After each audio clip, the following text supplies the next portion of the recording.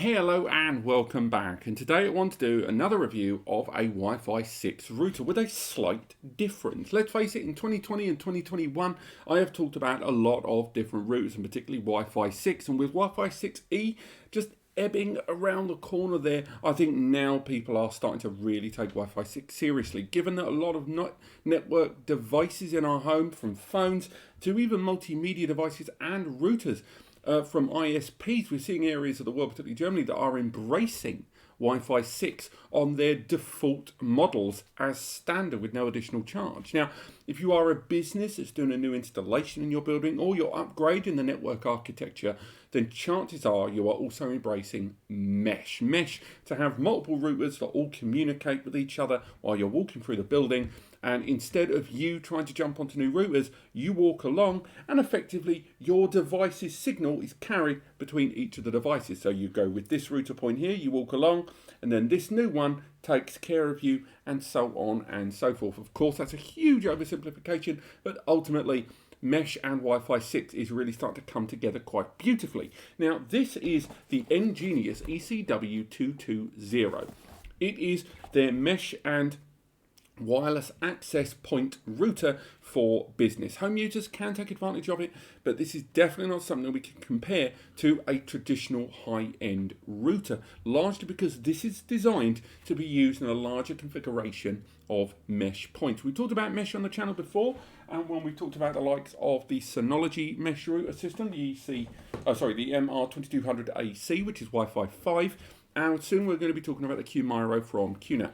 But the reason I want to talk about this today, other than the obvious fact that EnGenius have sent me one, and the courier managed to do a big old dent in the box, which is super annoying, is because this has got a few unique bits and bobs about it that I think, even though its price tag may put some of you off, it has to be said that as a mesh solution and on a broader business level, I think this could really be good for many of us. So, first and foremost, I mentioned the price tag there. Let's get straight out of the way. It's about $280, $290.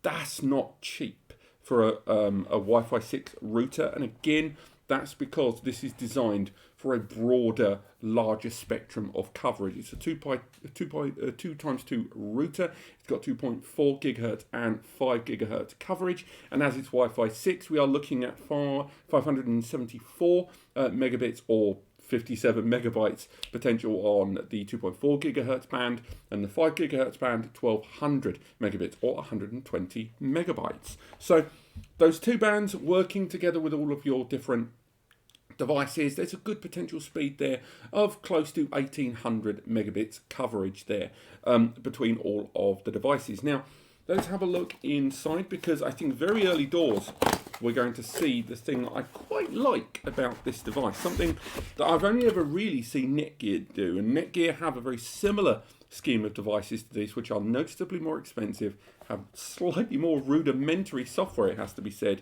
and also lack one of the cool features that I quite like about this, which is that it is a PoE router. Now, again, EnGenius didn't come up with the idea of a PoE router. Again, Netgear already did it. This is a device that has a single LAN port there at the base. You can just make it out. That's a gigabit LAN port. But although it does have a mains power connector, and the system arrives with a mains power cable, oh no, it doesn't. It arrives with a wall adapter and Ethernet cable. This device can be powered by a PoE switch or a PoE injector. So you can have this set up anywhere where you are either near a router point, where you're near a LAN wall point that's PoE enabled, or they do have their own like $30, $35 PoE adapter.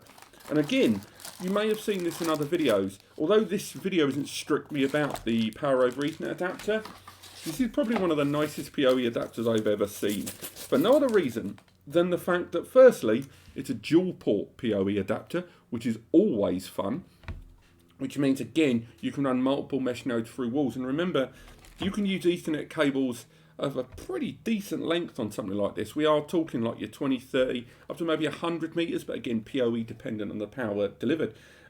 But given that this device is both a PoE adapter cable point and a LAN point, it means you can use this as a bridge between the router, switch and your network devices, much like the EnGenius access point here. Now again, it's got the 2 coverage points, it's got the LEDs there at the top for LAN connectivity, and it has to be said this does have management built into the back, the software that can be accessed over the network or remotely over the internet or bounced via the mesh points all the way in your network. There's VLAN, so Virtual Land Area Network creation and management. You've got quality of service. You have got the WPA2 services and a few WPA3 security services as well. But I'm not going to call this a WPA3 unless you've got the latest firmware installed. It's got a hidden SSID support as well within the software. You've got your MAC filtering, which again all sounds like pretty standard stuff. But it's the idea you have this even if you use it independently, not just if you use it within the wider network in a larger, more aggressive central router point, but this device has that built into every single node. And it also has a back-end SSH tunnel as well. So if you want to go in on a command level or integrate it into a third-party system, that is an option that's open to you. And each one of these arrives with 2 years of manufacturer's warranty. Now, for those of you that aren't aware when you use one of these devices, if you want to get the best coverage, little tip for you, don't bother putting them on a wall.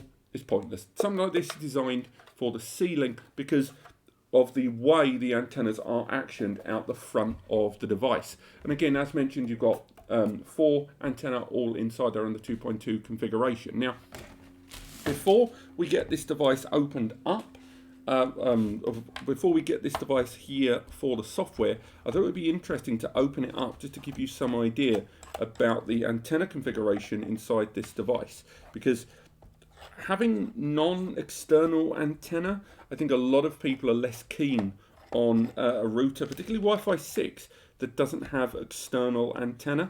I think external antennas, I think a lot of people have been kind of fooled into thinking that that's how you get the proper coverage. And you technically do, but the coverage you're getting is more based on not speed, but just distance covered, really. So while we get these screws off of here, let's get this off the back. And now we've got the back removed, we can take a little look at those antenna. Now, the blink and you'll miss them. They are these tiny little hooks here built into the side of the device. If I bring it closer to camera, you can see the arrangement of the blue and the black cables all the way through this device to separate all of those. That made the light go a bit weird there, didn't it? There's no assisted fan inside this. It only utilises traditional heat sinks. So again, there's going to be no noise when the system is in operation. But for now, let's get the lid back on this device, get this powered up and have a look at the software that this device arrived with. Because EnGenius kind of trades on its software we've seen in previous videos. And I'm going to be interested to see just what exactly is included in this PoE based Wi-Fi 6 wireless access point. Right, so here we are on the user interface of the ECW220 Wi-Fi 6 router. Now, it's worth highlighting there are 2 ways to access this router. Obviously here, you can see from the top bar here, this is cloud.engenius.ai, and I've made a point of not connecting directly to this router. As you see here, I'm connecting remotely with a completely different internet connection, it should be said, and if we scroll down here, we scroll on down, there's the EnGenius Wi-Fi. Now, why have I done that? Well, because I want to show you guys that firstly, this device can be connected both over the LAN and internet connectivity. The router in question is running on a connected network to the original Wi-Fi 6 router, and it is a separate router. I have a system here with 2 routers at different ends of the building, and I am utilizing 2 networks that are actually joined in the middle. Now, it sounds a bit overly complex, but the reason I've done that is so I can show you 2 things. One,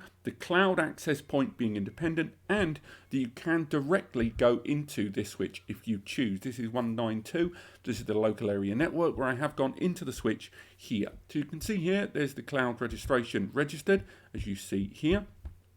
And unsurprisingly, the localized access is pretty understated. I've got to say, even I'm a little underwhelmed by just how little information you can garner via the local area network here. Most people will prefer to be able to tap into a router both via the local area network and, of course, the benefits of accessing anywhere in the world so they can configure that network, particularly business users, ones that are integrating SD-WAN or have got a multi-site setup, something that I think EnGenius does remarkably well.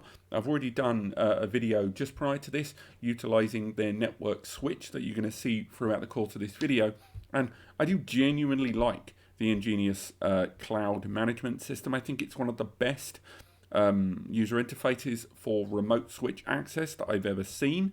But I will add that I wish a lot of this that you're seeing on screen was accessible via the local area network. I think the idea that if you're accessing the local area network, that you won't want that level of control is just wrong. And I think a lot of you will want the same level of access while you're accessing via 192 than as you are accessing via the internet. Because of course, have you lost the internet connection? Say you have this router set up on a site that's lost internet connectivity, then the EnGenius cloud here is going to be a little bit pointless, and then you're going to have to rely on that LAN access to see if the problem is on your local area network or you need to switch over to a new one. So again, bit of a bummer there to start off on, and I thought I would show you the 192 access just to give you some idea of the distinction between the local and the remote access. But that said,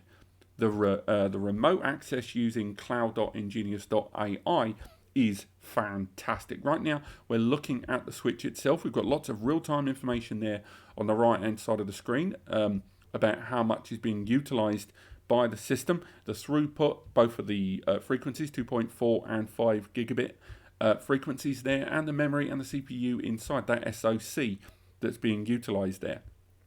Now, this is an expensive little router. We've already talked about that during the unboxing portion of the review.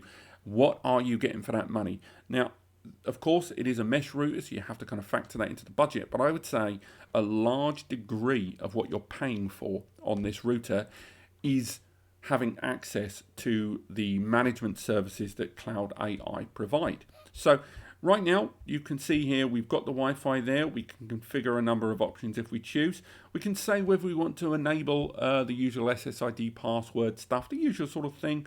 We can play around with a lot of the settings there remotely. At the bottom there, you can see I've had this running since yesterday, but of course I've not been in the office overnight because I have a home and a life.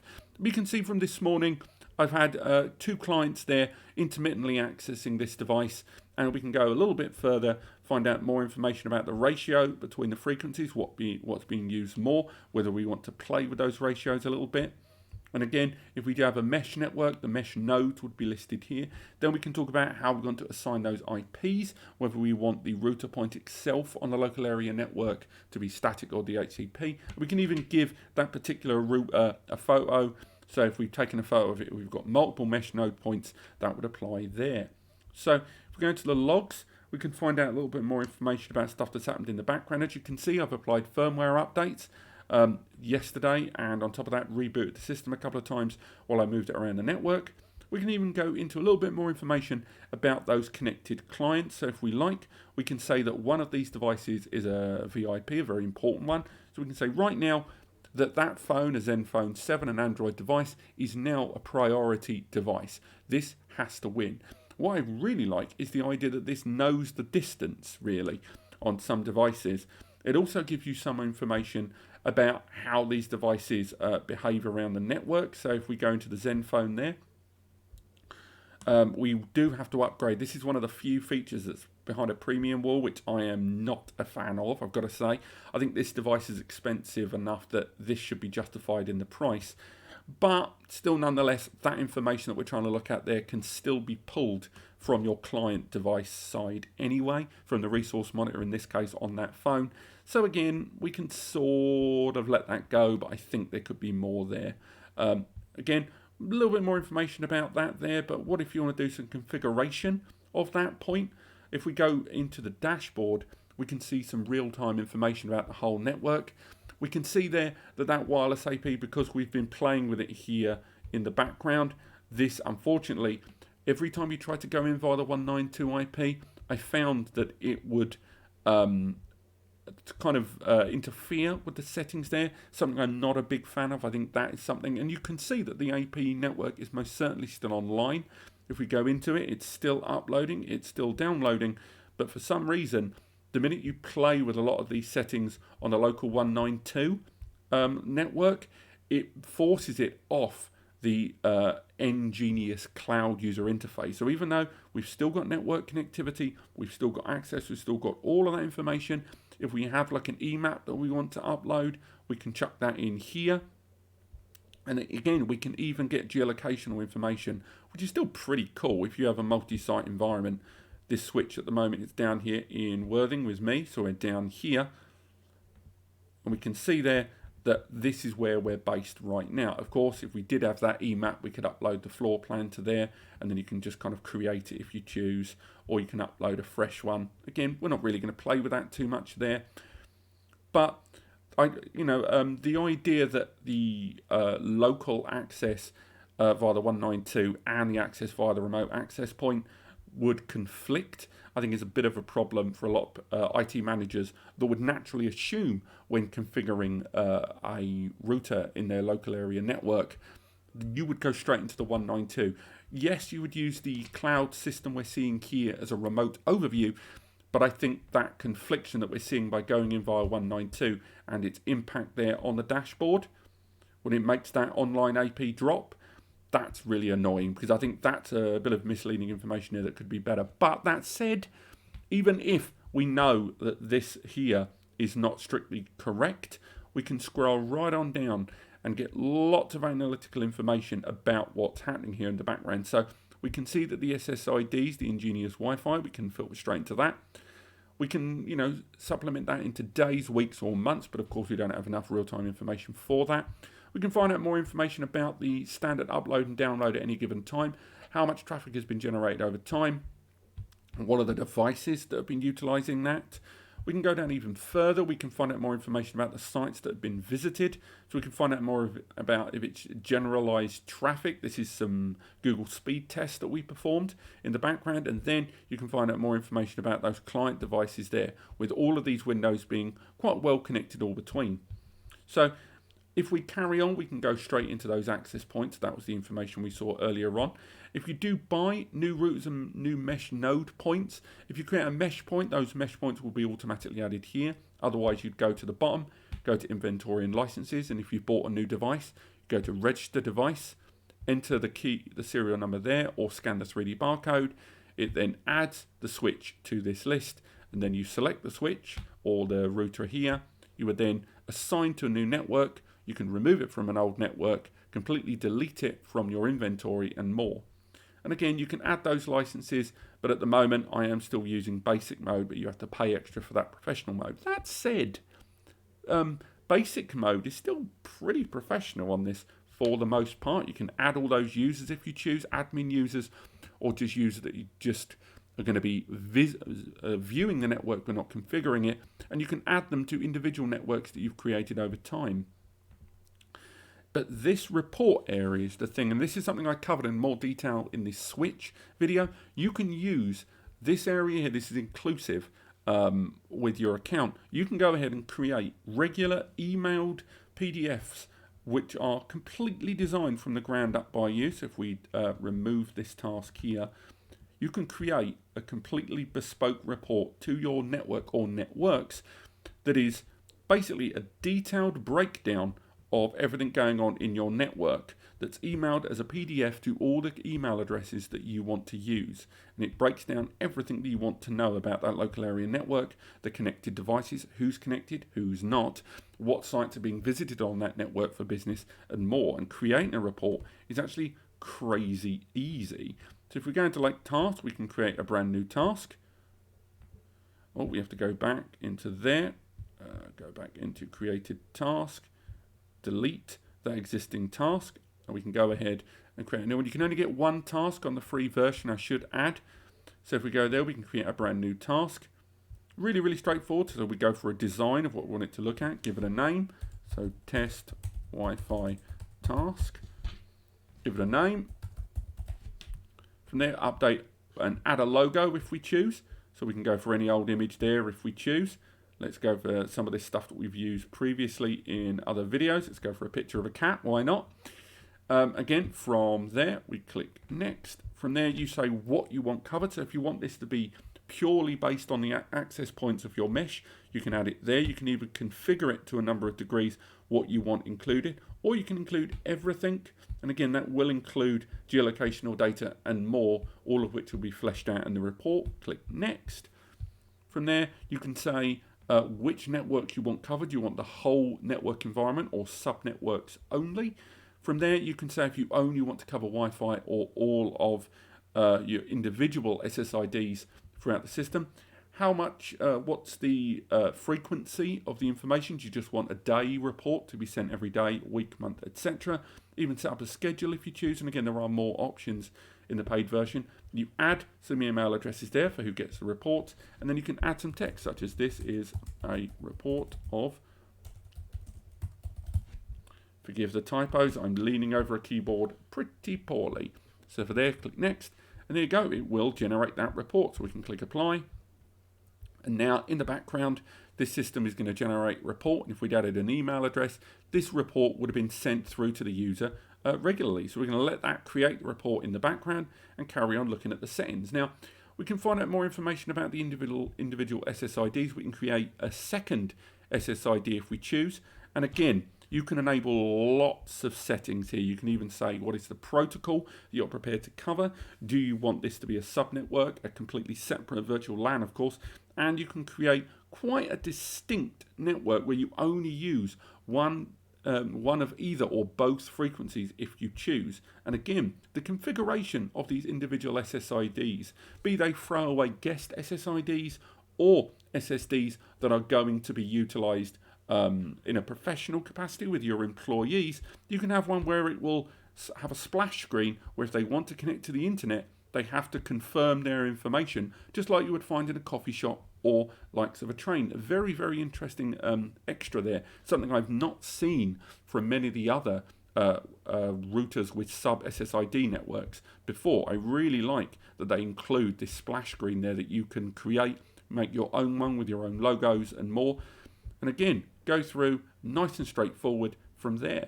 If we go in, we can carry on and change a number of those settings. If you've got multiple SSIDs in different locations with different admins, you can go ahead and create multiple cloud users. It's lots and lots of fun access options here. And again, alert settings, who you want to be alerted, how you want them to be alerted, will all be listed there. But it's worth highlighting that a lot of the alerts, as you see here on screen, require you to use the business class login. Let's go back into this.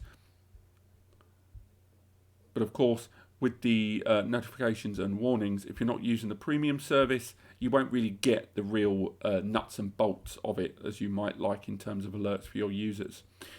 So that's really it. The software, I think, is very, very well evolved. I think it does, earn its place as a business class solution. Whether it justifies its arguably steeper price tag, I think if you're a home user, definitely skip this device. But if you're a business user that's looking to evolve your Wi-Fi, or you're going to have a Wi-Fi connection in your business environment, small or home office, that you want to evolve over time, and you're going to have clients and more employees you have to keep an eye on, I definitely think this is a product and solution for you, because it is scalable in a big way.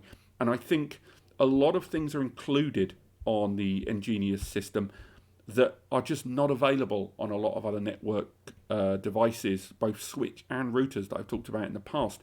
EnGenius do a lot of support, whether you want to do support queries and allow an EnGenius support employee to jump into your system and do repairs and monitoring the situation, as well as, of course, lots of configuration options to create quite a pro-class environment for your guests, for your clients, and your employees. I think the overall management side of things is very, very good. I like the information. I do love those PDF reports. If we look at that report we generated earlier, we can go ahead and look at exactly how that would have looked. So we generate that report. It's generated as a PDF. There at the bottom of the screen, we can open it up. And there is that PDF. I think obviously the logo, we would have needed one to scale. But again, it gives us all the information about the networks that we have, what's been going on, what's connected, the amount of data being utilized, where the traffic came from, where the traffic went, what devices are doing the most work, which aren't, what are the names of the devices, what are the sites or services they've been utilizing. All of that information, geolocational data, all of that is included in that PDF report. So again, that's an example of a very, very business optimized router add-on for this device. And maybe it could be a pinch cheaper, I think, particularly because it's mesh. And obviously I do not like that the local 192 access is incredibly primitive compared with that of the cloud EnGenius thing. I think whether that's intentional or by design, I don't really like that lack of connectivity and access there. But that's really my only criticism, alongside the price maybe being a little higher than it should be. But this has been my review of the ECW220 Wi-Fi 6 wireless AP mesh router. If you have enjoyed this device and how it looks, then do go to the links in the description to find out more about it. Of course, if you've enjoyed the video, click like. It helps me understand that you guys want to see this stuff. And I've not really looked into the subject of PoE based routers. I think there's a lot of growth in this, and I think although a lot of home users aren't really going to go for this, I think a lot of businesses, particularly SMB, small medium business, and even prosumers working from home, will start to see the attraction of stuff like this. Click subscribe if you want to learn more about these devices. And of course, if you want a completely free advice service, and genuinely free, visit the link in the description to NAS Compares. We provide a completely free data storage, network, all the rest of it service, everything from Thunderbolt to NAS, DAS, networking and more. It's two guys, myself and Eddie, the web guy. It's completely free. You can chuck your email in there. Nothing's going to happen with it. We just want to answer your queries and help you guys get some free tech advice. It may take us an extra day or so to answer your emails because there's only two of us and we've got lives, but we do answer every single email. Thank you so much for watching, and I will see you next time.